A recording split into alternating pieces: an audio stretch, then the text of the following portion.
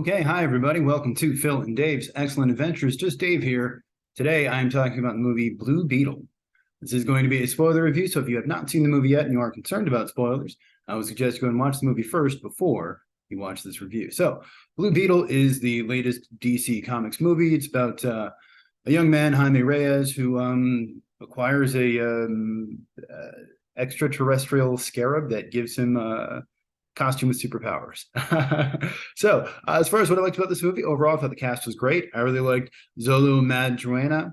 Don't know if I said that right. As Jaime, I know him mostly from the Cobra Kai show, which I'm a couple seasons behind, but he was good on that as well. George Lopez steals the show here as Uncle Rudy.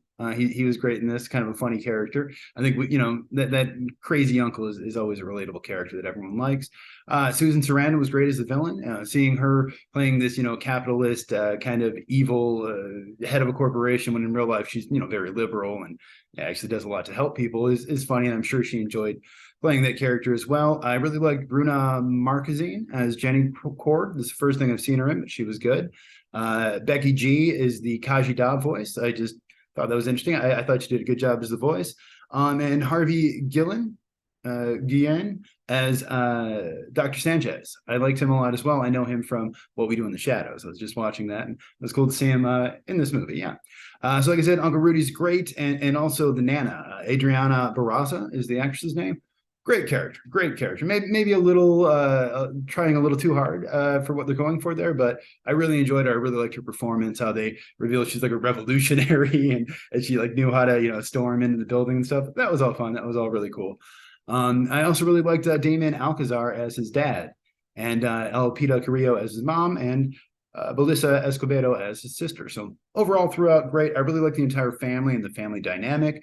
I appreciated that in this movie they didn't do the thing that most superhero movies do, which is, I don't want my parents to know I'm a superhero. In this one, the family is all part of it. They're all together and all involved. And I feel like this is maybe the first time I've seen that. I mean, the Shazam movie kind of did that, but the parents kind of weren't really in on it, at least not in the first one. But yeah, I really enjoyed that. And I think it makes a lot of sense for an immigrant family to do that, because, immigrant families are usually a lot closer than, white family, I don't know, that others. So like, I think it does make sense. And I really enjoyed it. And I really liked the family dynamics and the way they talk to each other and the way they worked with each other. All that was great. I really like all the suit stuff. The design of the suit itself, the costume, I thought was really cool. I thought it looked good. I thought most of the CGI was pretty decent, honestly, for the most part. Yeah, it didn't really take me away or anything. I think the suit was a good mixture of, they had a practical suit that he was actually wearing. And then, when they went to CG, it wasn't like the Flash movie where he looked weird and rubbery or anything. This one, for the most part, looked real, looked believable. I thought the music in this was pretty good. They have a lot of like Hispanic or Mexican music that I'm not so familiar with, but also some stuff that I do know, like Cypress Hill shows up at some point, and a couple other songs, a couple other bands. So good stuff. I like that a lot. I like the score. It's by Bobby Krilic, aka the Hacks and Cloak. He does a bunch of stuff. He did Midsummer and Beau is Afraid earlier this year. Yeah, I liked the score. I thought it was good. I really, I liked I hate to say I liked it. I liked the scene where his father died. Initially I'm watching it going like, oh, well, at least, his family didn't die or anything. And then he has the heart attack. And you're like, oh yeah, that's right. They said he had a heart issue earlier. So that makes sense. There you go. Set up, payoff. Good job, guys. And yeah, and the way they handled it, I thought was really good, because then the Nana's like, no, now's not the time, to cry, and honestly got me a little emotional, got me a little misty there. It's pretty good. And then, at the end, when they finally do kind of defeat the evil Susan Sarandon, the Nana, the abuela, is like, okay, now's the time to cry. And then they even bring in Jenny and everything. It was a nice little moment. I really enjoyed that. I thought the sense of community that they kind of deal with and that is part of this movie, I really enjoyed as well. And the way they kind of just highlighted, this immigrant family living in this made up city. I forgot the name. Las Palmeras or something like that. I assume it's supposed to be Texas or Arizona, one of those southwestern kind of states.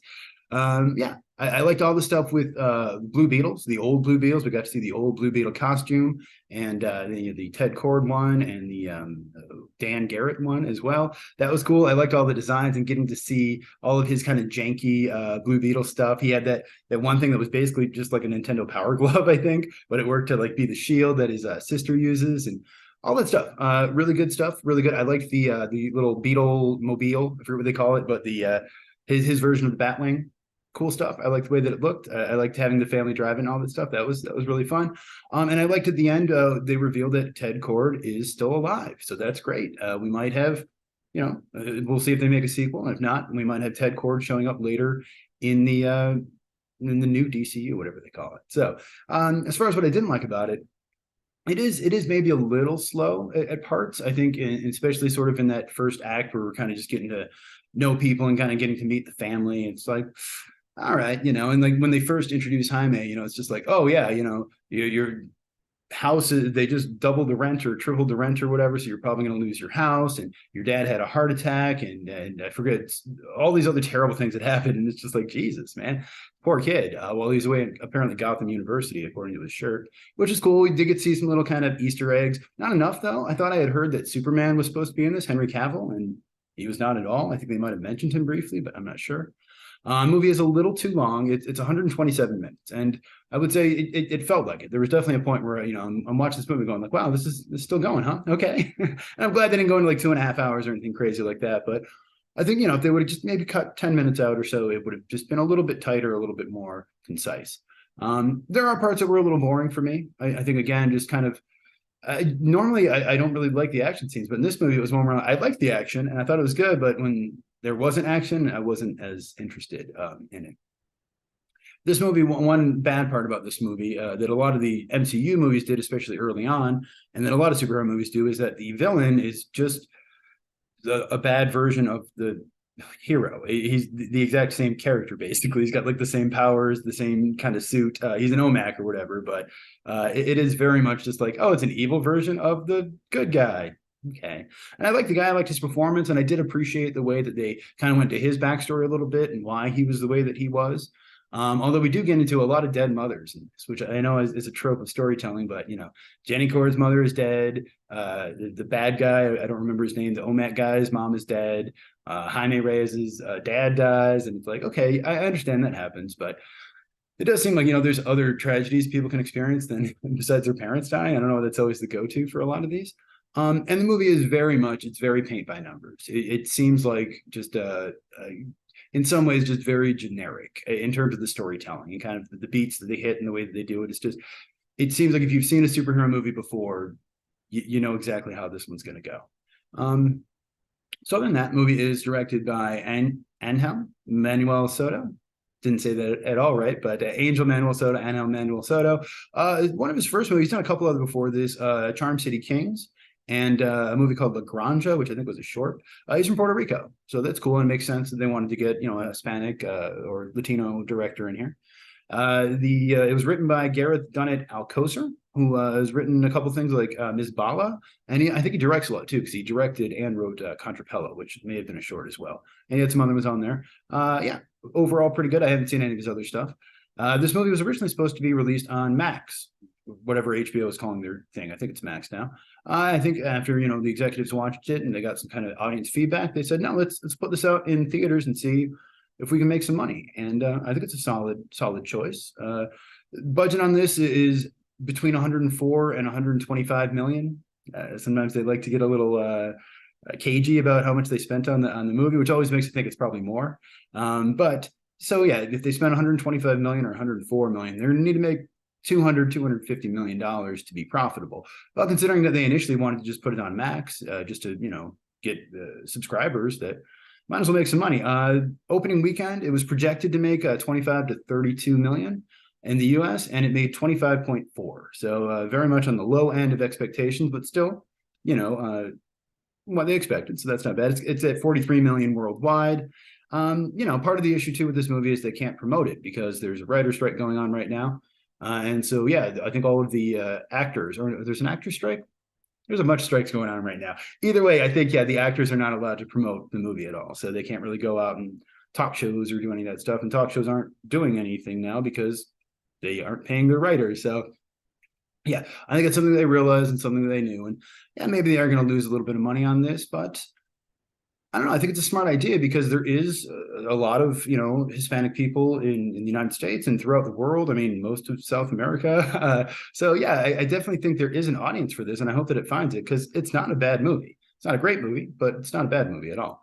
Rotten Tomatoes on this seems like most people like it. Critics are at 76% and audiences are at 92%. So yeah, I believe that, and I can see why audience would like this, and I can see why maybe some critics wouldn't. But yeah. There is a post-credit scene, like I mentioned, where Ted Kord's voice comes on and says, "Hey, I'm still alive. Protect my daughter," or something like that. The voice actor is uncredited. I tried to look it up. When I first googled it, it said Will Wheaton, and I'm like, what? But no, he did him on like The Brave and the Bold. There's a lot of speculation of maybe Jason Sudeikis, but it sounds like some of that is wishful thinking. It could have been Jason Sudeikis. I almost want to watch it again just to hear the voice to be like, okay, who is that? Who? I feel like if I listen to it again, I can figure it out. So I don't know. It sounds like people would be stoked to see him in there. I think he can totally work in the role. I could see it happening. So hopefully they do. Hopefully they get to make more of these. And I guess this is the first movie in the new DCU, even though James Gunn didn't really have anything to do with it, but Peter Safran did, and he's the other guy who's involved with that. So I don't know. I mean, we got Jaime. He's cool, right? I like the stuff with the names. His name, the way they kept calling him the wrong name, and the way Susan Sarandon was calling the other guy the wrong name, and he gets to have that moment where he's like, "That's not my name," even though he's credited as Dr. Sanchez in the credits. So yeah, I think in this movie, I liked it, but I didn't love it. I think it's a fine movie. I think if it were on HBO Max or Max, whatever they call it, I would say it's a great movie. But for something to go out in the theater and pay for, it's just fine. I think it's one of those. I don't usually do half scores, but if I did, this would be like a 7.5. But yeah, I don't know. I don't know if I can bump it up to 8 is the problem. Now let's do it. We'll give it an 8. All right, why not? So yeah, that's my score, 8 out of 10. But if you saw the movie, let me know what you thought of it down in the comments below. Thank you so much for watching. Hope you have a great night, and I will see you here again next week.